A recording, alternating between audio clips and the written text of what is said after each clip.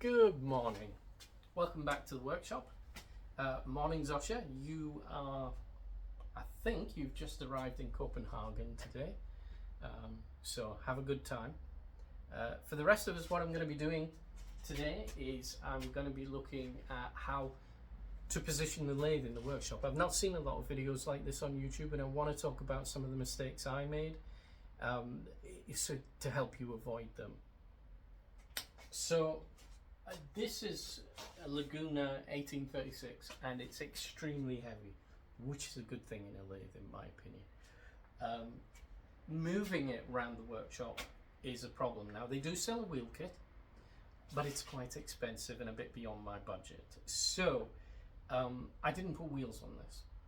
When I was positioning it, I thought about space in the workshop. I prioritized space, and you know, my reasoning was very simple. I'm going to be working on this side, right? So I can put that side against the wall. I don't need to be around that side. And I forgot about one factor, which is that a headstock doesn't rotate. Because it doesn't rotate, I need access to that end when I want to do outboard turning. I forgot about that, so I didn't prioritize space over there. So actually this went in a corner. It was pretty much in a corner. There was very little access to the end. There was no access to the other side.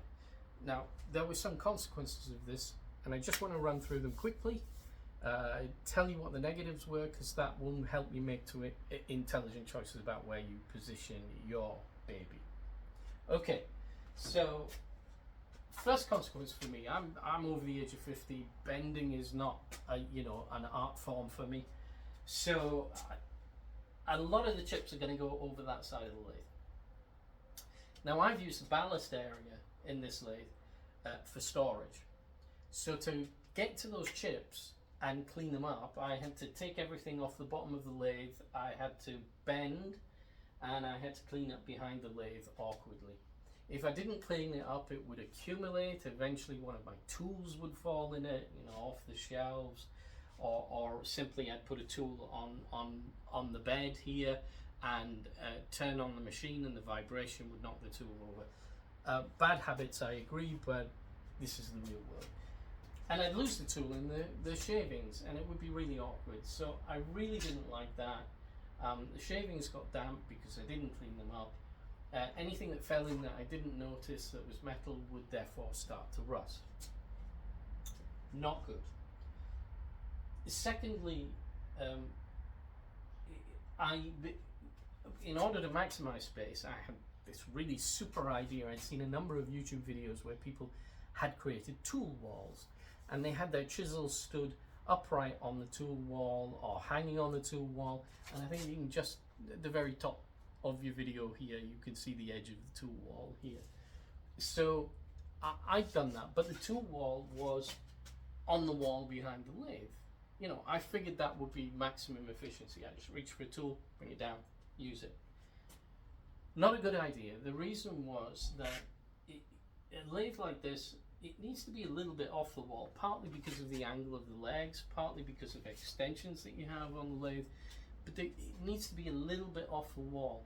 That little bit meant that I couldn't actually reach the tools on the tool wall over the lathe safely. And I say safely because oftentimes you're turning something and you think, well, I'll try a different tool. This isn't working out for me. I want a different grind. I want to use a scraper, not a gouge, whatever it is. And the temptation is to reach for the other tool without turning the lathe off. And of course, any loose clothing at all is in danger of catching. Now, it never happened to me. I never had an accident that way. But I caught myself doing this on several occasions. I don't think it's safe. I don't think you should do it. So that was a bad idea, to have the tool wall behind the lathe on the wall. And then lastly, because the headstock doesn't rotate, I had to leave space over here. I've never been able to do outboard turning with this lathe, and I'm getting to the point where I want to tackle those bigger pieces, that have a bigger radius than this allows for. The 1836, it's a fantastic lathe, but this radius is a little bit small compared to some of the bigger lathes that cost 3 times as much, but some of the bigger lathes that are out there. So that's point number 2 about the tools, and point number 3 about outboard turning. So cleaning up, tools behind it, outboard turning. I didn't like the position of the lathe, and so I moved it. Yesterday I moved it. And you can see that I fixed each of those problems. My tool wall is in this direction.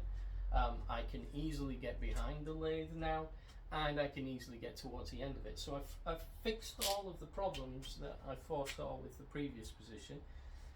But of course I've used up a lot more space. But that's my conclusion for you. That's my advice for anyone who's getting a new lathe and installing it in the workshop. Maybe it's your first lathe, maybe it's an upgraded lathe. The point is, don't maximize space over functionality. Think about your safety. Think about cleaning up around it. Think about exactly how you're going to position your body to do the turning, and importantly as well, do think about where your tool will end up physically.